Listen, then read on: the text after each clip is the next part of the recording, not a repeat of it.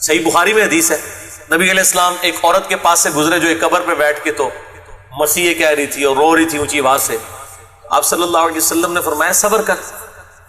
وہ آپ کو نہیں پہچانتی تھی یا اس طرف وہ دیکھ نہیں رہی تھی، تو اس نے کہا آگے سے یہ کہہ دیا کہ اگر تیرے پہ تکلیف گزری ہوتی نا تو تجھے پتا ہوتا. آپ صلی اللہ علیہ وسلم نے اس کا کوئی جواب نہیں دیا. آپ صلی اللہ علیہ وسلم آگے چلے گئے.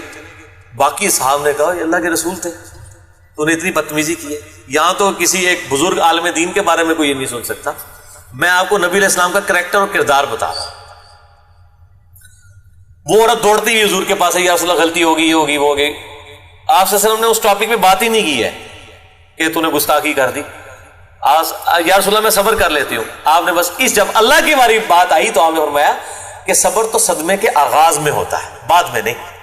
یعنی جب پہلی دفعہ بری خبر کسی کو ملے تو وہ اس وقت صبر کرے، وہ ہوتا ہے. پورا رو پیٹ کے اپنا کام پانی میں باہر گئے، چلو جی اے لوگ ہیں اتنی لمبی لمبی سٹوریاں سناتے ہیں، یار دیکھو جی آیا اور رو پیٹ کے کہتے ہیں نہیں دیکھو پھر بھی اسی صبر کر رہے ہیں، گالاں بھی کڈن گے دشمن نو پھر صبر کرنا. تو آپ صلی اللہ علیہ وآلہ وسلم نے فرمایا صبر صدمے کے ابتدا کے وقت ہوتا ہے. الحمدللہ.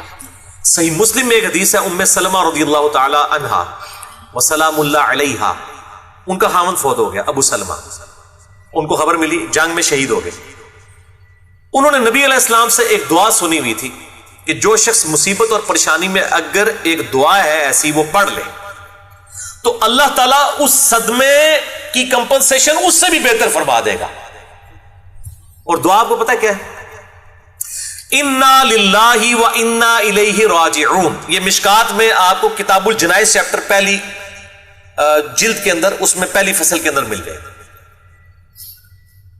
بے شک ہم اللہ ہی کے ہیں اور ہم نے بھی اللہ ہی کے پاس لوٹ کے جانا ہے. یعنی اگر مطلب ہمیں کوئی نقصان پہنچا ہے یا ہمارا کوئی مر گیا ہے یا مالی نقصان ہوا ہے تو یہ نقصان ہو کے اللہ کے پاس چیز چلے گی تو ہم نے بھی ایک نہ ایک دن ہم نے بھی تو چلے ہی جانا ہے. اس چیز بھی چلے گی تو کیا ہوا، چاہے وہ مال تھا، چاہے دولت تھی، چاہے کوئی سٹیٹس تھا، کوئی عہدہ تھا، کوئی رشتہ دار تھا، کوئی بھی چیز تھی. اللہم اجرنی فی مصیبتی، یہ پہلا حصہ تو قرآن میں بھی ہے. اللہم اجرنی، ہم یہ میم کے اوپر جزم ہے، یعنی اس کو آپ نے جھٹکے سے پڑھنا. اللہم اجرنی فی مصیبتی، اے اللہ مجھے اجر عطا فرما اس مصیبت میں. کیونکہ بخاری مسلم میں حدیث ہے جب بھی کسی کو کوئی مصیبت پہنچتی ہے تو اللہ تعالیٰ اس کے بدلے اس کے گناہوں کو معاف کر دیتا ہے. حتیٰ کہ کسی مسلمان کے پاؤں میں کانٹا بھی چبھے، اسے کوئی دکھ درد اندیشہ بھی پہنچے، بخاری مسلم میں اندیشے کے بھی الفاظ ہیں. اندیشہ یہ ہے کہ بھی ہوا کچھ نہیں، ابھی ٹینشن لگ گئی ہے کہ یار کدھر نہ ہو جائے. اگر یہ بھی اسے کوئی تکلیف پہنچی ہے نا اور اس کے اوپر بھی کہ نہیں جو اللہ کی مرضی اللہ خیر ہی کرے گا، تو اللہ تعالیٰ اس کے بدلے بھی اس کے گناہوں کو معاف کرتا ہے.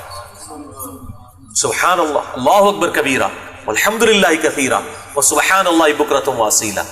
ٹینشن کے اوپر بھی ثواب ہے جی، موجہ ہی موجہ، دکھ درد اندیشہ حتیٰ کہ پاؤں میں کانٹا بھی چبھ جائے.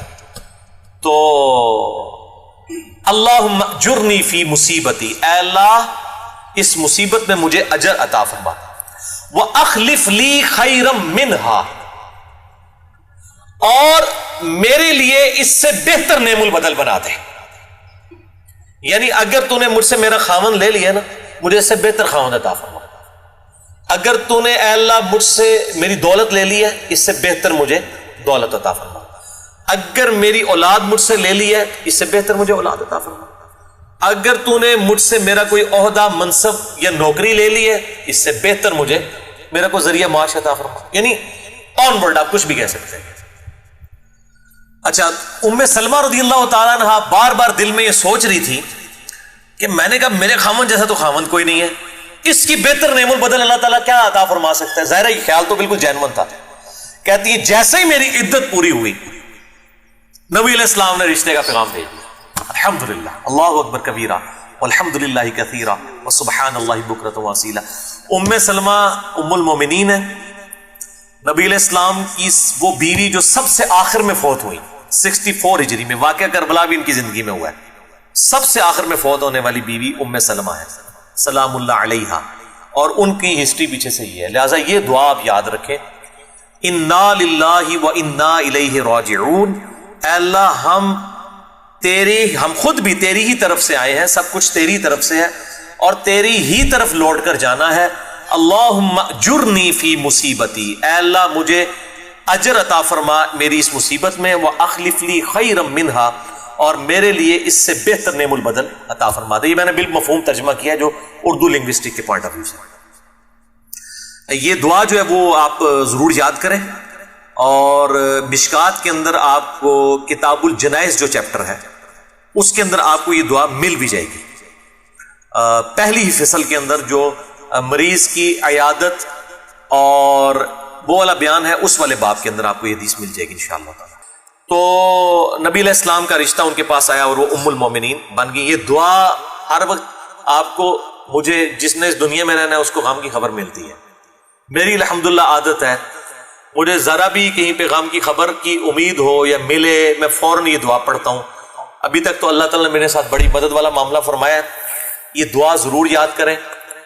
غم اور مصیبت اور پریشانی اور نقصان کے وقت جیسے ہی آپ کو پہلی دفعہ خبر ملے تو یہ دعا پڑھ لیں، انا للہ و انا الیہ راجعون، اللہم اجرنی فی مصیبتی واخلف لی خیرا منہا. تو اللہ تعالیٰ بہتر، یعنی آپ کو کسی نے بتایا کہ جی آپ کو تو یہ بیماری لگ گئی ہے، ڈاکٹر نے بتا دیا، اسی وقت پڑھیں انا للہ و انا الیہ راجعون اللہم اجرنی فی مصیبتی واخلف لی خیرا منہا. کسی کا بچہ فوت ہو گیا، ایکسیڈنٹ ہو گیا، فوراً یہ دعا پڑھیں. وہ جو ہونا ہے وہ ہو گیا ہے، وہ نہیں ریورس ہو سکتا، لیکن دعا پڑھنا تو سکپ نہ کرے گا اس کا.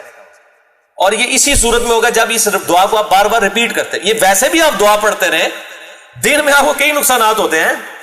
کبھی جو بندے کو ٹھوکر لگ جاتی ہے، کبھی بندہ جو کسی معاملے میں لیٹ ہو جاتا ہے، ٹھیک ہے، کوئی اور نقصان کی خبر، مطلب آم 1 کلو خرید کے لائے تھے، آدھے داغ ہی نکل آئے ہیں، انا للہ و انا الیہ راجعون. وہ دن لڑائی باز بے شک کر لی ہو لیکن دعا پڑھ لو، ٹھیک ہے. بعض اوقات موٹر سائیکل پہ چلتے وقت کوئی پنکچر ہو جاتا ہے، موٹر سائیکل گاڑی پنکچر ہو جاتی ہے، گاڑی کا اے سی خراب ہو جاتا ہے اچانک. یہ تو پوری زندگی کے اندر چھوٹے چھوٹے غم تو ہے نا. تو یہ دعا کنٹینیوسلی پڑھتے رہے، اس کو حرز جاں بنا لیں. بچوں کو بھی یاد کروائیں، بڑوں کو بھی یاد کروائیں، تاکہ یہ تو پوری زندگی رہنا ہے. کیونکہ یہ اللہ نے کہا ہوا ہے وَلَنَبْلُوَنَّكُمْ بِشَيْءٍ مِّنَ الْخَوْفِ وَالْجُوعِ وَنَقْصٍ مِّنَ الْأَمْوَالِ وَالْأَنفُسِ وَالثَّمَرَاتِ وَبَشِّرِ الصَّابِرِينَ. ہم ضرور تمہیں آزمائیں گے، کچھ تھوڑے سے خوف سے، بھوک سے، جان اور مال میں نقصان کے ذریعے، پھر خوشخبری ہوگی، بشارت ہوگی صبر کرنے والوں کو. الذین اذا اصابتہم مصیبہ، اور اللہ نے بتا دیا کہ کن لوگوں کے لیے بشارت ہے کہ جب ان کو کوئی خبر پہنچتی ہے، کوئی تکلیف پہنچتی ہے مصیبت کی، قالوا انا للہ و انا الیہ راجعون. اس وقت پھر وہ یہی کہتے ہیں کہ ہم بھی تو اللہ ہی کے تھے، ہم بھی اللہ ہی کی طرف لوٹ کے جانے ہیں. اگر ہماری یہ چیز کا نقصان ہو گیا، یہ اللہ کے پاس پہنچ گئی، کسی کی بھینس ہی فوت ہو کے پہنچ گئی اللہ کے پاس، تو ہم نے بھی اللہ کے پاس ہی جانا ہے. یہ دعا قرآن میں اتنا حصہ ہے، اور ساتھ اللہم اجرنی فی مصیبتی، اے اللہ مجھے اجر عطا فرما اس مصیبت میں. یعنی ظاہر مصیبت کے بدلے اجر تو ملتا ہے. وَأَخْلِفْ لِي خَيْرًا مِّنْهَا، اور اس کا مجھے اس سے بہتر نعم البدل عطا فرما. الحمدللہ، اللہ کے وعدوں پہ یقین رکھیں، انشاءاللہ اللہ تبارک و تعالیٰ اس کا بہتر نعم البدل عطا فرمائے گا.